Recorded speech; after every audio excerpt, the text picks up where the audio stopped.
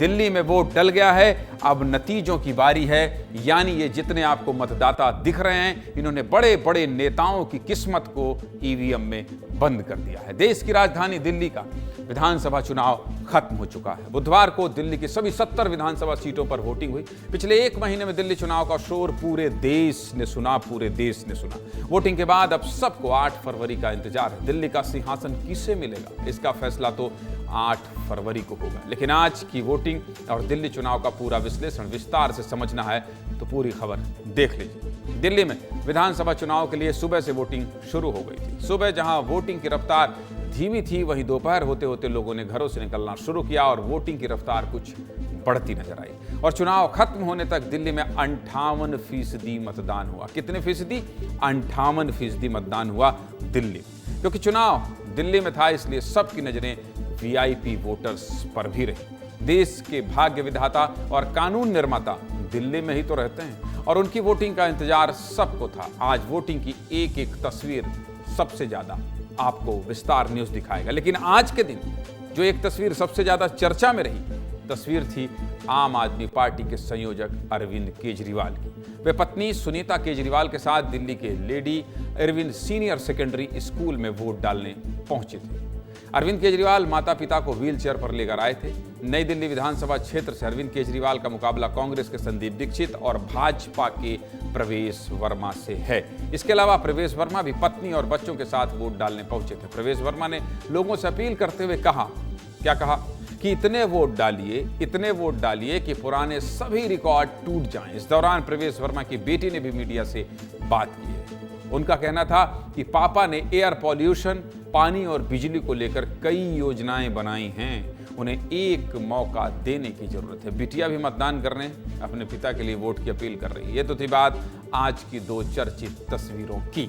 लेकिन दिल्ली में राष्ट्रपति सहित कई वीवीआईपी वोटर वोट डालने बाहर निकले थे। 4 तस्वीरों में आप देख सकते हैं। सबसे पहली तस्वीर राष्ट्रपति द्रौपदी मुर्मू की है। राष्ट्रपति ने डॉक्टर राजेंद्र प्रसाद केंद्रीय विद्यालय में अपना वोट डाला। दूसरी तस्वीर उपराष्ट्रपति जगदीप धनखड़ की। उपराष्ट्रपति पत्नी के साथ दिल्ली के नॉर्थ एवेन्यू में वोट डालने पहुंचे थे। इस दौरान वे आम लोगों की तरह लाइन में लगे नजर आए और वोटर से बातचीत भी की। तीसरी तस्वीर पूर्व राष्ट्रपति रामनाथ कोविंद की है। कोविंद ने दिल्ली के संसद मार्ग में अपना वोट डाला। चौथी तस्वीर दिल्ली के उपराज्यपाल वीके सक्सेना की।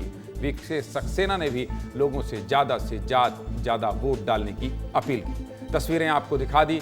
अब आगे बात करते हैं। आज वोटिंग के दिन भी सियासी बयानबाजी दिन भर देखने को मिली है, उस पर बात कर लेते हैं। भाजपा से लेकर कांग्रेस तक और आम आदमी पार्टी के नेताओं ने जीत के दावे किए तो आरोप और प्रत्यारोप का दौर भी चलता रहा। आज दिन भर हुई बयानबाजी को एक बार सुन लीजिए।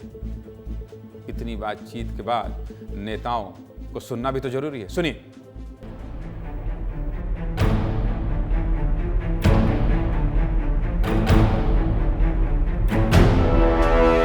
इस चुनाव नहीं है, ये एक धर्म युद्ध है। जाहिर तौर पे जो काम करेंगे उन्हीं को जनता वोट देगी। ये फरेब और झूठ की खेती 10 साल 11 साल से केजरीवाल ने किया।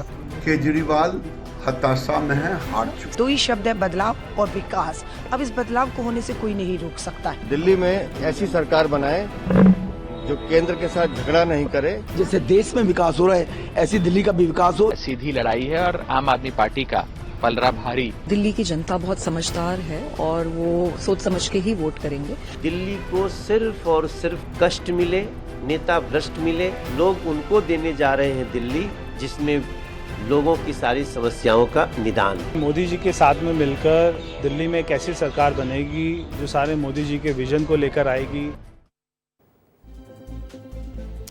दिल्ली में राजनीतिक हंगामा वोटिंग वाले दिन भी जारी रहा। आम आदमी पार्टी और बीजेपी दोनों ने ही सोशल मीडिया पर एक दूसरे पर कई आरोप लगाए। दिल्ली की सीलमपुर सीट पर तो इतना हंगामा हुआ कि दोनों पार्टी के कार्यकर्ता आपस में भिड़ गए। दिल्ली चुनाव में आज के बवाल की तस्वीरें भी आपको दिखा देते हैं। पहली तस्वीर दिल्ली के सीलमपुर सीट की है, जहां बीजेपी ने आरोप लगाया कि यहां बुर्के में महिलाओं से फर्जी मतदान करवाया जा रहा है और इसी बात पर विवाद आम आदमी पार्टी और बीजेपी के समर्थक एक दूसरे से भिड़ गए।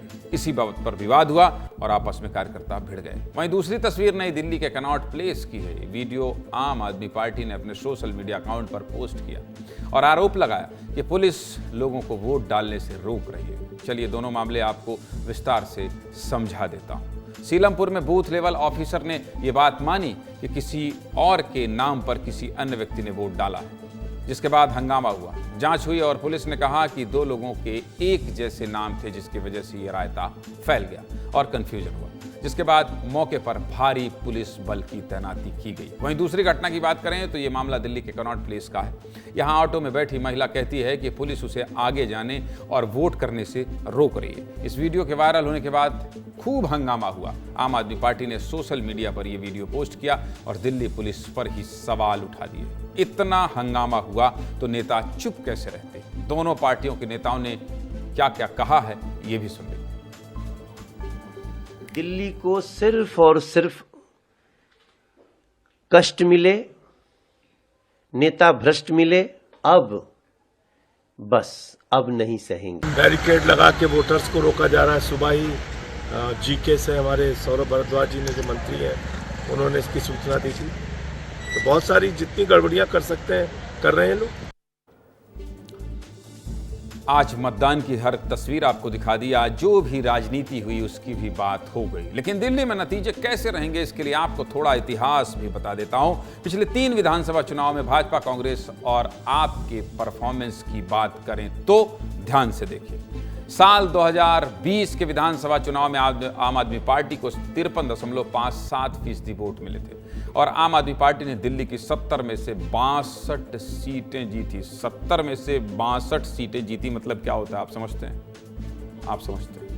वहीं भाजपा को 2020 के विधानसभा चुनाव में 38.51% वोट मिले थे, लेकिन भाजपा सिर्फ 8 सीटें जीत पाई थी। कांग्रेस की बात करें तो उसने इस चुनाव में केवल 4.26% वोट हासिल की और विधानसभा में अपना खाता भी नहीं खोल पाई।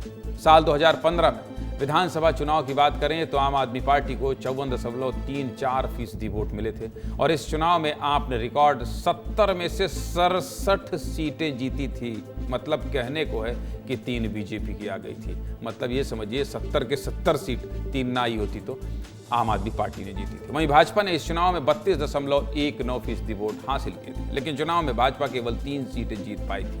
उधर कांग्रेस की बात करें तो इस चुनाव में उससे केवल 9.65% वोट हासिल हुए थे और कांग्रेस दिल्ली में अपना खाता नहीं खोल पाई थी। ये इतिहास आपको बताना जरूरी है। और 2013 के विधानसभा चुनाव में जब आम आदमी पार्टी पहली बार कोई चुनाव लड़ रही थी तब दिल्ली में आपने 29.49% वोट हासिल किए और बहुमत से दूर रहते हुए सिर्फ 28 सीटें ही जीत पाई थी। उस चुनाव में भाजपा सबसे बड़ी पार्टी बनकर उभरी थी। भाजपा को 33.07% वोटों के साथ 31 सीटें मिली थी। 2013 के चुनाव में कांग्रेस को 24.55% वोट मिले थे और कांग्रेस ने 8 सीटें जीती थी। ये वही चुनाव था जिसके बाद कांग्रेस और आम आदमी पार्टी ने मिलकर 49 दिनों की सरकार दिल्ली में चलाई थी। समझ गया? इतिहास, भूगोल, वर्तमान सब बताना पड़ता है। ये था पिछले 3 विधानसभा चुनाव का लेखा जोखा।